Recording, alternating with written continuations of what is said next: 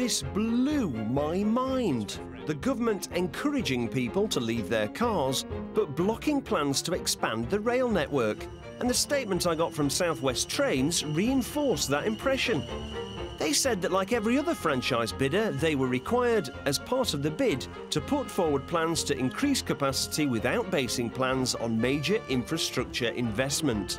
Having rewritten our entire timetable in 2004 and squeezed in as many extra peak pathways as possible, more trains were not an option. With most peak trains already running at the maximum length permitted by platforms, this alone was not going to suffice, so we had to think more innovatively.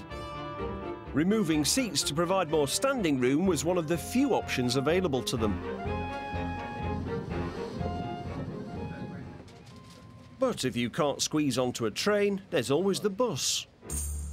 Britain's most popular form of public transport. And guess what? Buses were in the news. There was a bus war in Manchester. This was a job for a man with a fresh vision. On the way up, I got a call from the Department for Transport. I think it'd be really good to have a contribution from Douglas Alexander. Yeah, but I mean, yeah. Okay, yeah. I mean, could you... Yeah. No, Dougie. I was determined to keep trying, but in the meantime, I had to get buses sorted. Here we are in the Oxford Road in Manchester, one of the main routes into the city centre. And as far as the eye can see, there are buses. What's it like driving on this route every day? A nightmare. I got off my bus at the park down there, walked down, paid me ticket, but what's the point? It's quicker to walk. Just look at it. It's just buses everywhere. Is it bus madness or is it bus gladness? It's bus madness, too many buses. At first, I couldn't work out how public transport could be making traffic jams worse. But when I got an audience with the bus king of Manchester to ask him to explain himself, I found out I'd got it all wrong. If you thought that buses are run by councils, then think again, because outside London, any bus company has a right to put a bus on any route. In Greater Manchester, there's over 40 bus operators. And the way the law stands at the moment, we have no power to tell them where to run, what time to run, or what fare structure. They can entirely decide themselves. And once they go into competition on a particular route, they flood that route with buses. So a bus war is all about getting passengers off your rivals' buses and onto yours. Take a look over here. We've got a Magic bus, we've got a Stagecoach, England's bus, and then a UK North, I think. And look at the traffic. This bus free-for-all has been going on since 1986, when buses were deregulated. This isn't public transport. This is just a glorified taxi rank, this. It's just ridiculous. What about outside of the main areas? What about in the sort of suburbs and that? What's the picture like out there? Well, I mean, I think that's where the public really do lose out. Like, you've got a bus every minute on this road, whereas some places there's nothing for an hour, maybe an hour and a half. If the work could be spread out evenly, there's ample buses in the city of Manchester to cover all.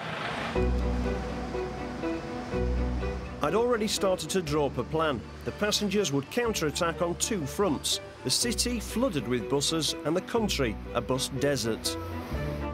I already knew the culprit in the city, the ones who'd started this current bus war. UK North, or GM Buses as they're also known, had muscled in on a route already well served by another bus company, clogging the roads completely. I think the clutch is gone. They also have an impressive reputation for unreliability.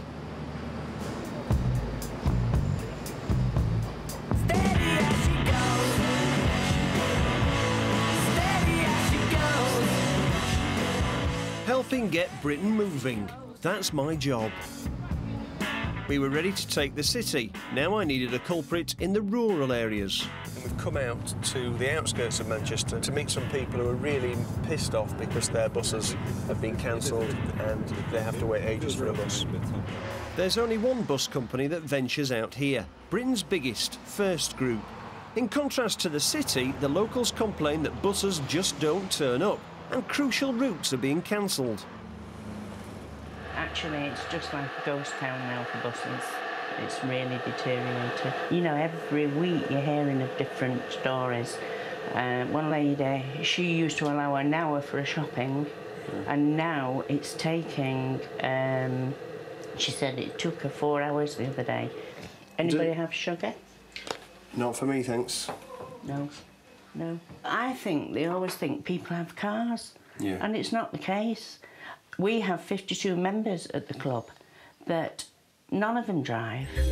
A quarter of UK households don't have access to a car, so they rely on buses. But if a company decides to cancel a rural route to chase profits on a busier route, no one can stop them, unless the Department for Transport changes the rules. Who do you blame for the current situation with your buses? I mean, who would you, if I could get you a meeting with anybody to have a go at them, who would it be? I think it would be the management of the first buses. And what would you say to them? I'd tell them to come and wait for buses with us and get wet through, standing for an hour at a time, and then they'd soon change their minds about how the buses should be run. Could I do it? Get Maureen an interview with the management of Britain's biggest bus company? I really wanted to help her, and she seemed well up for some direct action. For the people of this proud area, we're going to fight back. We are. We're going to fight back hard. Can we get all buses running again? Yes, come on! Now we had two targets, UK North for the city and First Group for the country. With Maureen and other furious bus passengers, we worked on the plan. And here are the highlights. Get a bus, join bus war, fight war. After war, go and see UK North management, take Maureen to First Group. Look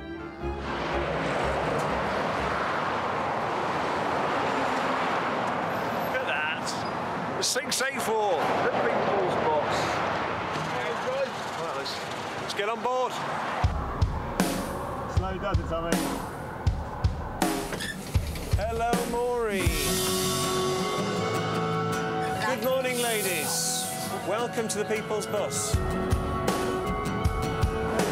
On you get. Morning, I'm Alex.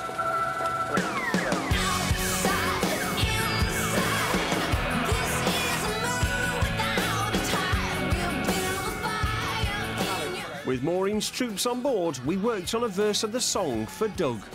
I've shopped at Asda in Farnworth all my married life since it opened, and I can't even go there now.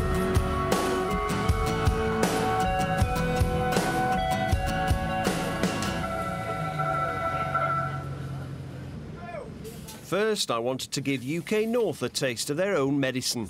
But I didn't need to use their tactics to get passengers. I had a fresh vision. Get on, have some fun. We've not only got a free bus, but we're actually offering bingo. Free bingo. It's free, it's free. We can guarantee that there's no other buses in Manchester offering bingo to all passengers. You're a lady who likes a bargain. Fantastic.